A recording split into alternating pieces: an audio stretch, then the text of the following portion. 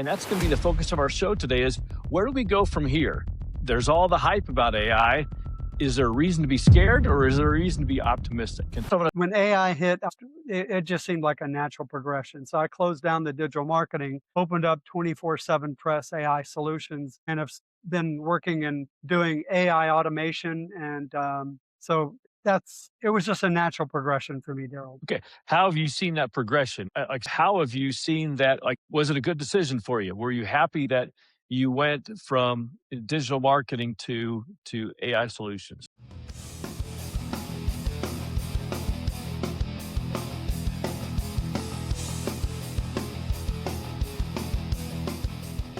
Hello, and welcome to another episode of Commander's Intent. I'm here with my co host, Rob, and as our special guest today, we have Richard Webb. He's an author, he's a software developer, he's worked in fitness in a lot of different areas, and I think he has a very interesting take based on his experience and his research and his writing on AI. And so I'm going to start by asking Richard to introduce himself and talk about how he got to where he is today talking about AI. Well, thanks for having me, Derek, and both of you guys, both Rob and Derek. So I've got 35 years of software development under my belt, working for different companies across many different areas: industrial automation, software as a service, video platforms, all kinds of stuff. And I've been on the software QA side for most of that time. In 2021, I started a digital marketing firm and started doing digital marketing as a result of doing some SEO stuff on the side for my fitness blog back in 2018. Started that. Then when AI hit, it just seemed like a natural progression. So I closed down the digital marketing, opened up 24/7 Press AI solutions, and have been working and doing AI automation. And so it was just a natural progression for me, Daryl. Okay. How have you seen that progression? Like I said, I know you wrote a book, and if you want to pitch that here, tell people a little bit about it. But how have you seen that? Like, was it a good decision for you? Were you happy that you went from digital marketing to AI solutions? Yeah, yes, a very good decision. And the reason is because I think that I feel like I'm on the bleeding edge of this AI stuff and working with companies. And so not only doing just there's a lot of automation that small businesses need that don't even require AI, but throw in AI in there as well, and it really increases their productivity. So that's what I saw, because dealing with customers and looking at what they needed from a digital marketing standpoint, a lot of their pain points wasn't social media, it wasn't SEO, it wasn't their pain points were, okay, I've got a customer who, I'm working with a customer right now that I'm doing some automation for, and he says, a lot of times we'll intake a customer, and by the time we get a quote to them, they've already got a they've already gone to someone else. So how do we reduce the time between intake and the final quote? So there's a lot of things that I don't think the major problem that most small service businesses have is social media or SEO.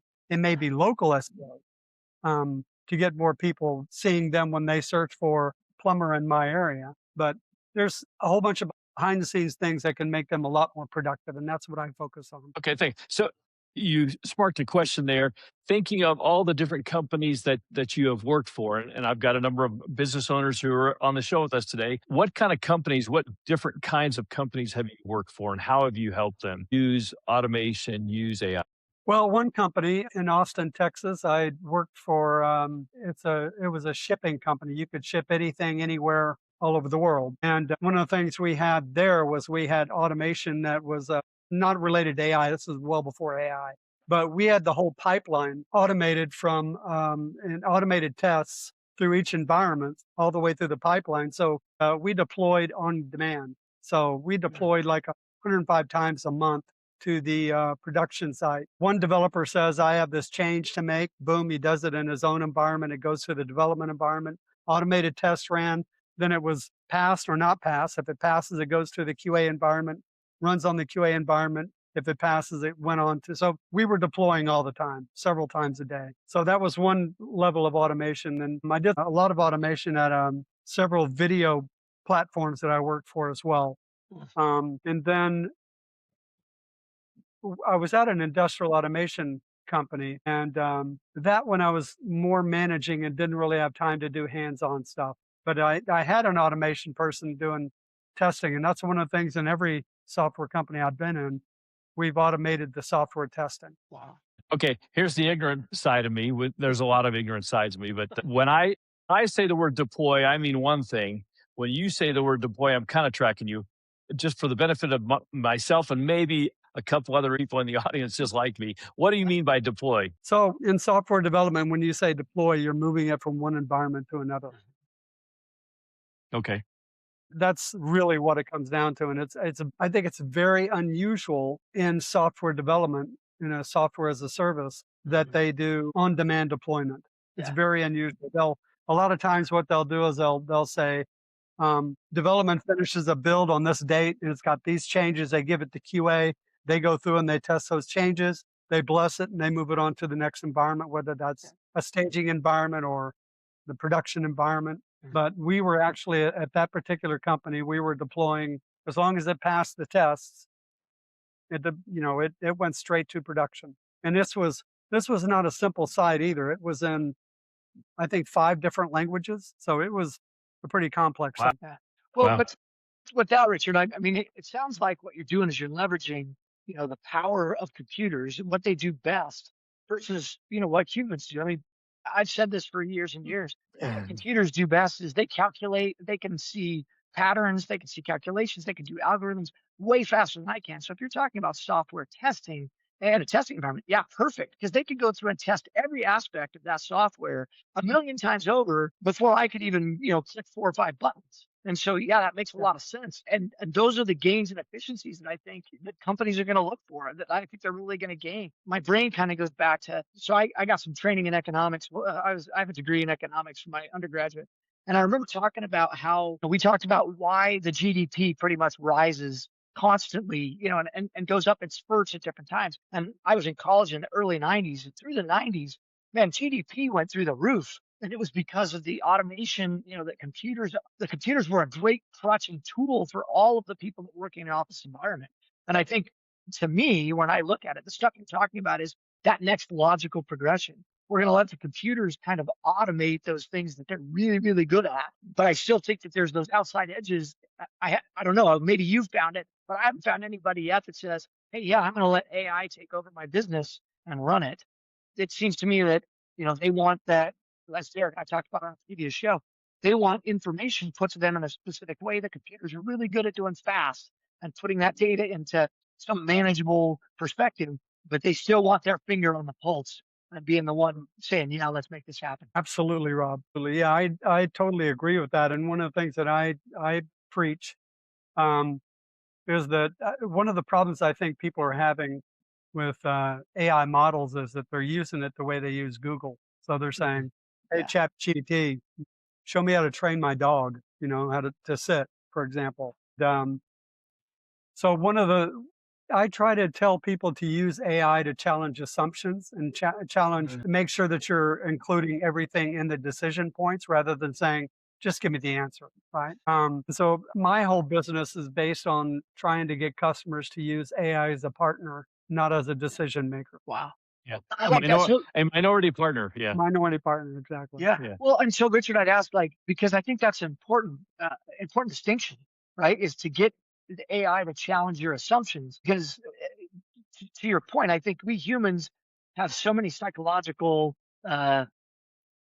shortcuts that we take, heuristics that we use in making decisions, that oftentimes we don't know what's an assumption to us. And Derek and I actually had a conversation about this maybe a week ago about how to do that. So how do you use AI to help you challenge the assumptions to a business plan or a software development? What's the best way you've found to get people to challenge their own internal assumptions? Well, one of the things I tell them to do, I actually have for individuals, I have like what I call a 5-day sprint. They can sign up for my website and actually kind of goes through, a 15, 20-minute video. And then it shows them, instead of asking it to do this, add this prompt before you ask them. And it challenges, like even just saying something as simple as, hey, ChatGPT, challenge my assumption, but my assumption's on this, but I'm planning on doing this. And I'm going to say this to my partner about this. So would you help me out?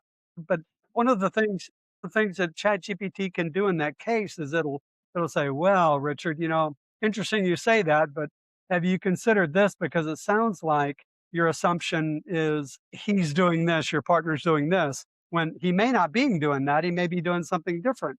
That's a good point. So it does a good job of taking the emotion out and keeping you from making an emotional decision. So basically, we could look at AI as our Spock. If you're a Star Trek fan, right? They're the Yeah. rational, logical, captain. I'm going to give you advice. And so, no, I like that. I think that's really good because I think that's a key point to learning how to use this technology, especially at this stage and what I guess we could term AI 1.0. Yeah. Yeah. So that's on the other hand, one of the things I write about in The Last Human Advantage is that is our advantage over AI is we have emotion, right? Yeah. And I think you got to keep that in mind, even though you're asking it, take emotion out of it.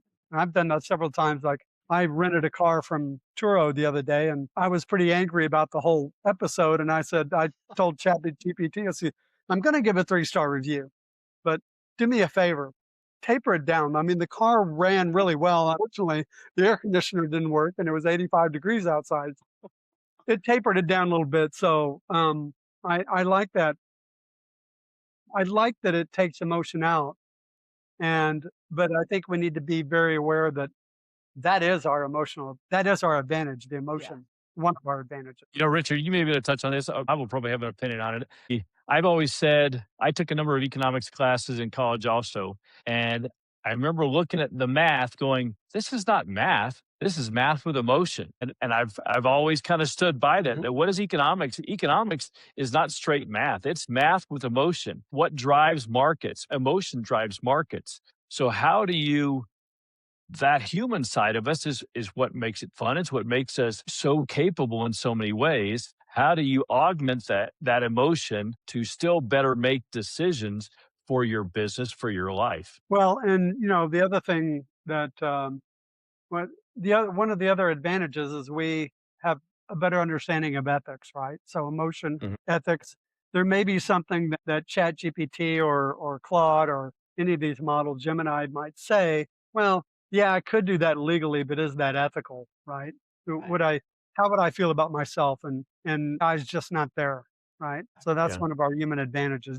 Did I answer your question? I think to a degree, but so how do we use that? How do we use that math, the superpower math of the large language models to then augment and temper our emotion on something? Because sometimes market hiccups or market changes are solely because people act out of fear. They act out of, well, because of this, I think this what may happen, or I'm going to protect my pie. You have runs on banks. The bank is still totally solvent, but because somebody generates fear and emotion, people have a run on a bank and it closes down the bank because they don't have the money sitting there in their account, even though the bank is still following the rules and operating totally normally. And that happens you have a hurricane or the potential for a hurricane, and people make a rush for toilet paper and plywood and things like that. And I'm not saying that that's totally irrational because they're trying to prepare themselves, but some of the actions involved in that are irrational. How can you have Chat GPT prepares for hurricanes, for economic hurricanes, for work hurricanes, for your business? Well, so one of the things that one of the things I have done, and one of the things I try to tell people to do is if you purchase the premium version of these AI models, you can personalize it. And so you Okay. don't have to add like, hey, ChatGPT, take the emotion out of here's how I feel, here's what I want to write for this review. Take the emotion out of it and make it just straightforward language and logical. So what I try to do is I add all that into the personalization. So I tell um, my pro version of ChatGPT, which I call her Sophia, and I talk to her all the time. She's got the British female accent, and I tell her in the personalization that I want her to not just give me answers, but challenge my assumptions, take emotions out of everything, and I also want to tell it. So I also tell it that I want it to focus me on revenue and outcomes. So every time she answers a question, she goes, hey, remember that you're focused on this much income, this much revenue, this much outcome, and just a blanket statement. It's a real quick statement, but she reminds me every time I ask for an answer, she comes back and tells me that, and it's a good reminder for me. But I also tell her that anytime you give me a long-winded answer, follow up with bullet points so that I can look at that. So you can Yeah. personalize any of these AI models so that you don't have to tell it to. I don't ever have to say to my ChatGPT, challenge my assumptions because that's in the personalization.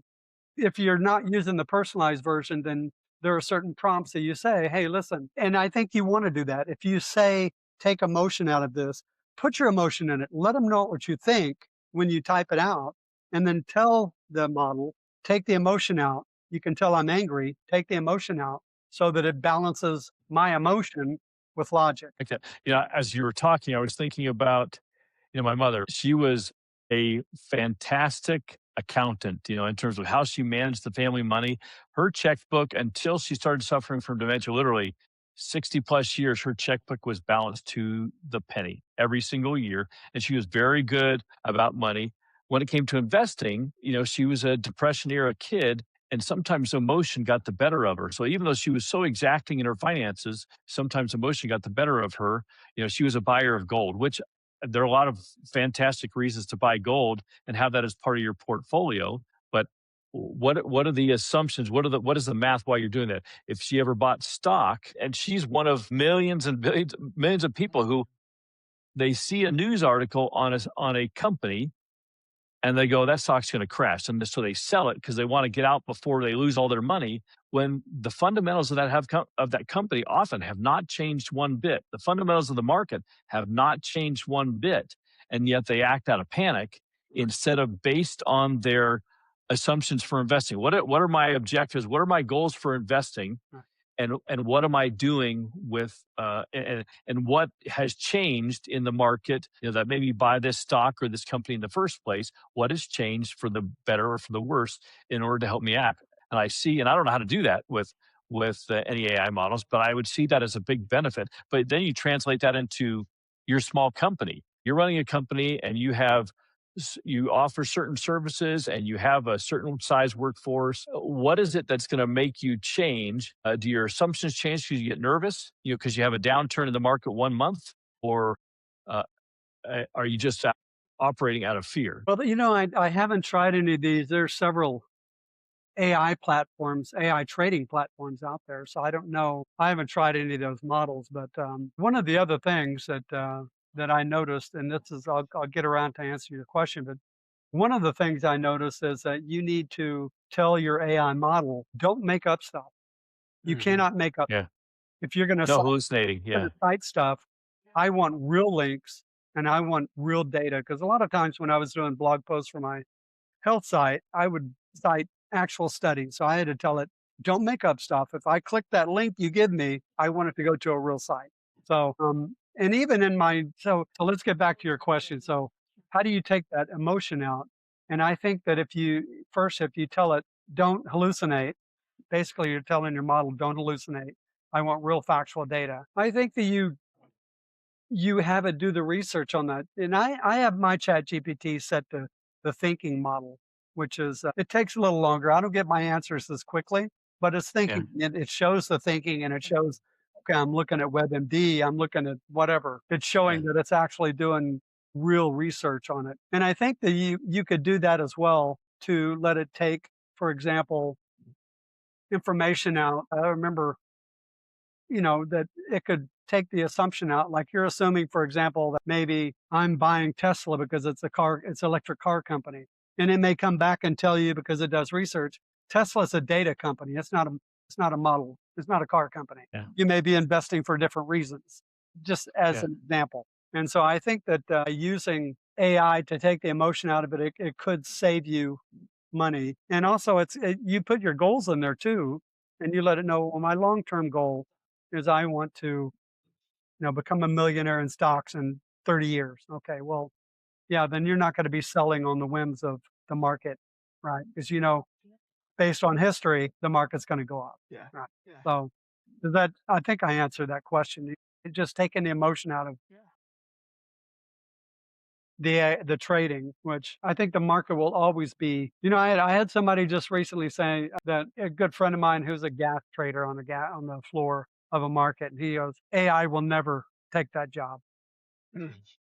Well, maybe. I don't know. I don't know that much about the gas industry, but it's a very interesting market to think about how AI could replace. Yeah. Anyway, Well, and Richard, it's interesting 'cause I think, to that point, I think that's probably a job that's easier to replace than others because it is or should be based primarily on data. And just like I know, I've always told people, guys that told me 20 years ago, I'm going to be a day trader because I can trade on E-Trade now or whatever. I'm like, yeah, don't do that because the information you're getting is still, 12 hours behind the guys who are actually making the real trades and making money. I think if AI gets access to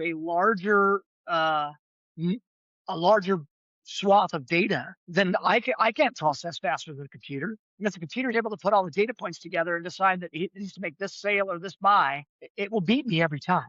So that's one I think is interesting. The piece that I'm keyed in on though, and I haven't really thought about it because I haven't played with it, and obviously you have, is personalizing your large language model. You've named yours, you've given it a personality, but it almost reminds me a little bit of, for years I carried a Franklin Covey planner and I had all my goals and wills and goals and all that stuff. In fact, I still do a lot of my own personal management of my own life that way. But it sounds to me like if I could get an AI large language model that knew all of those things about me, knew my history, knew my goals, my real goals and objectives, not just the things that I say on Monday morning because I feel bloated and overweight and need to go run.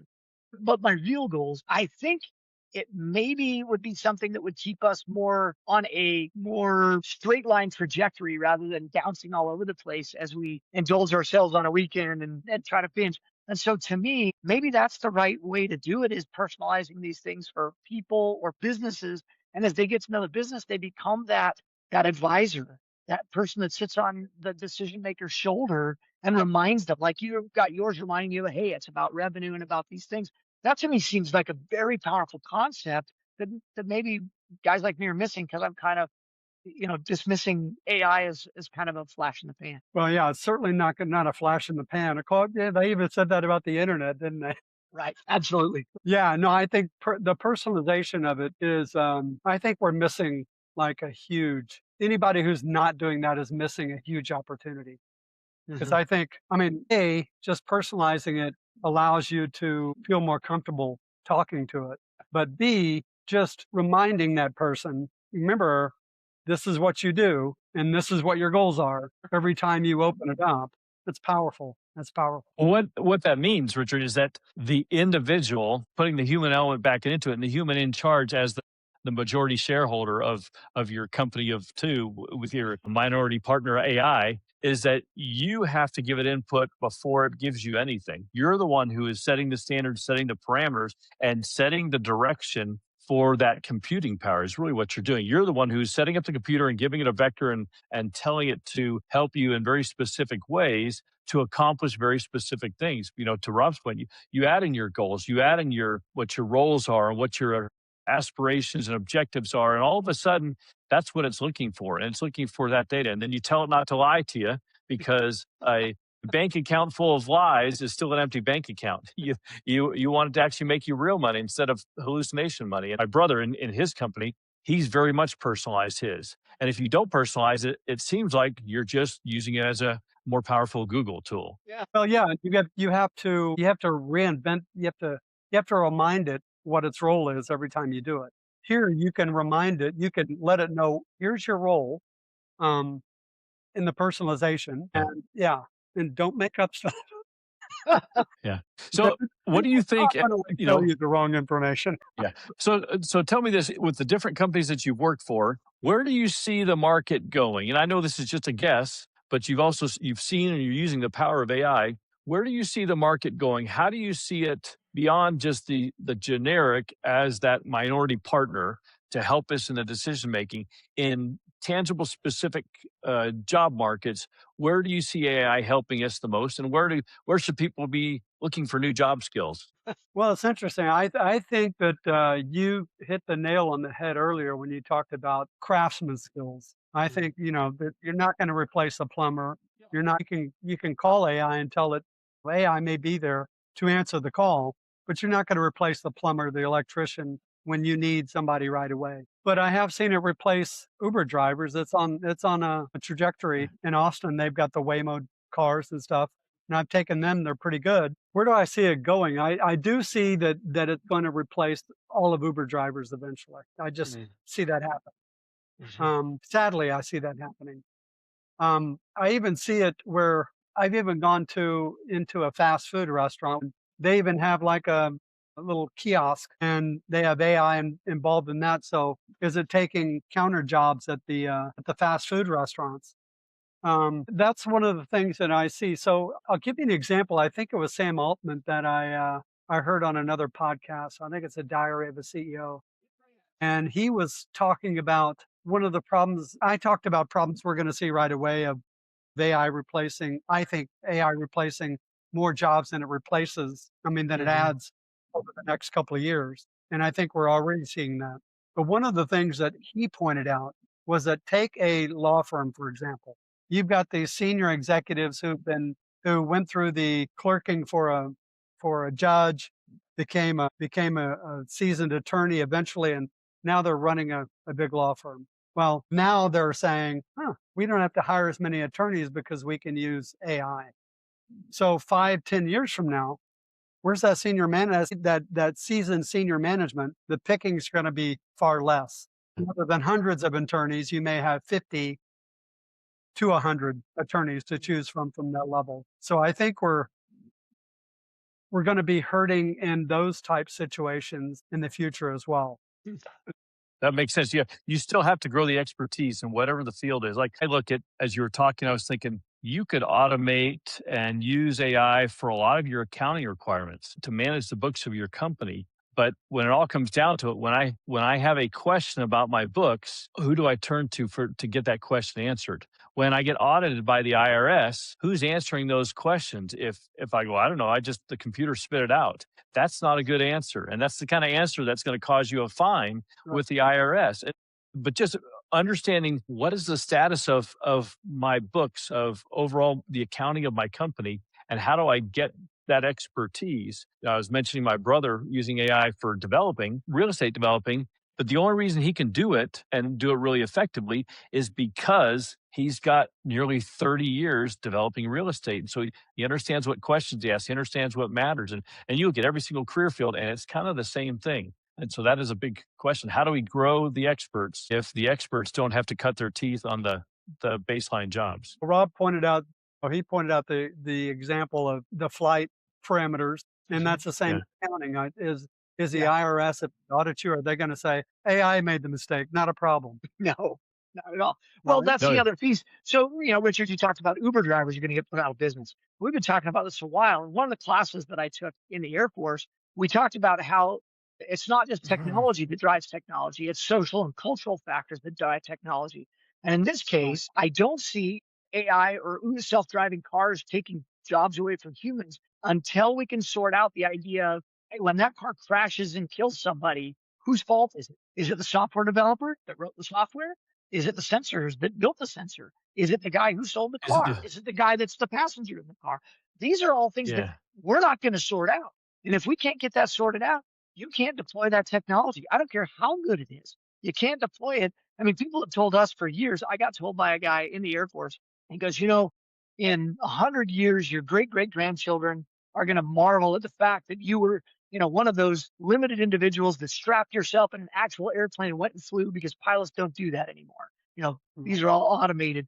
And it sounds great. And technologically, I can understand the steps that it takes to be able to automate an aircraft, to be able to take off from point A, land at point B with no pilot input whatsoever. However, I don't see anybody hopping on that airplane anytime soon. And I agree. And one of the other things I talk about in my book, The Last Human Advantage, is one of our last human advantages is accountability. Bingo.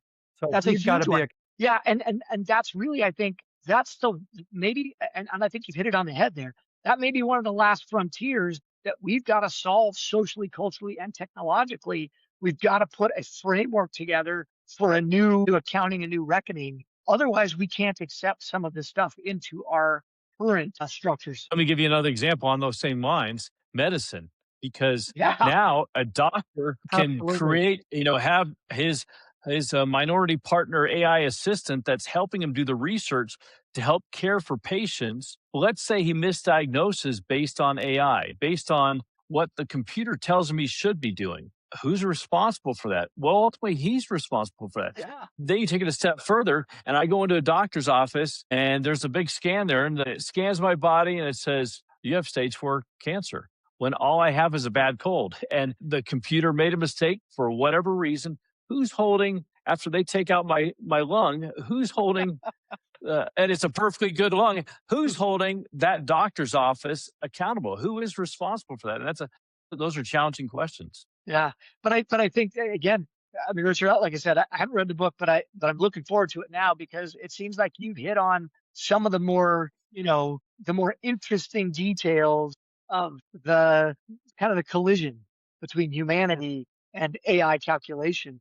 And I think, man, it sounds like it's extremely relevant for where we Yeah. are in the development. So, man, I applaud you for thinking hard about these things. I'm glad somebody is. We need somebody thinking about this stuff. Well, I appreciate that. I'm going to be putting, I'm going to do I'm in the process of doing a second edition right now to the book. And the second edition will be in a printed form as well. And I hope you don't mind me saying this, Derek, but I'm Please do. starting a podcast within the next month called The Last Human Advantage and Huh. talking about this type of stuff as well. So, Wow. No, I think pitch your show all along because I think it's something we have to be thinking about. We have to ask ourselves, what is the right mix? We're still on this earth. Humans are not indispensable. Humans are the reason. That's why we have societies. That's why we care about all these things is because the human element.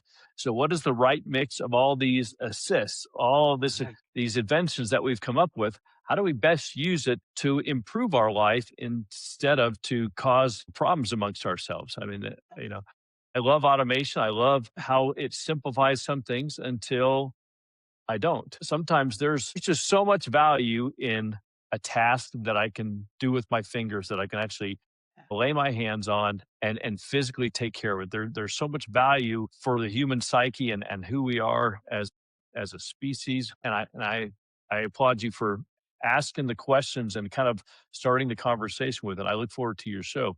Any parting shots, Richard, before we wrap up I here? think in a perfect world, what I would like to see happen is that so AI allows me to do what used to take maybe 8 hours, I can get done in an hour, maybe 2 hours. Yeah. That's great. So what do we do with that extra time? What I hope we as a society and people at large do is we really try to do something that AI can't do, and that's really focus on our human connection. Maybe we can, rather than, if you look at us over the last couple of decades, now that we've got these, you guys and I both, all three remember that these were not even thought of back in the days, and so we had better human connection then. We have consistently become less and less connected because we're connected to the phones instead and to technology. So my hope would be that we remind ourselves of the human connection, and that's something that AI can never replace. We are now superficially connected to thousands, in some cases, millions of people, and yet we have very few relationships that matter. I think, how do we use all this stuff to actually improve on those relationships instead of keeping, like you see kids walking around with their face buried in their phones? That is not a connection. That is actually a hindrance to connection with a lot of data in between it there. Not just kids, Derek. It's Yeah, I was gonna say, No, It's- I all we of us. talk about.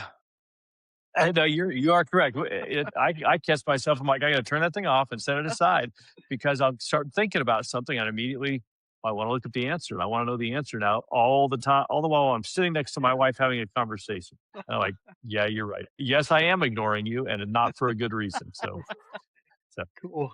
anyway, well, thanks, Rob. Thanks, Richard, for being with us today. And thanks for everybody for joining us for another episode of Commander's Intent. Join us again, subscribe and follow where we can all become better decision makers for better results. Thanks. Thank you.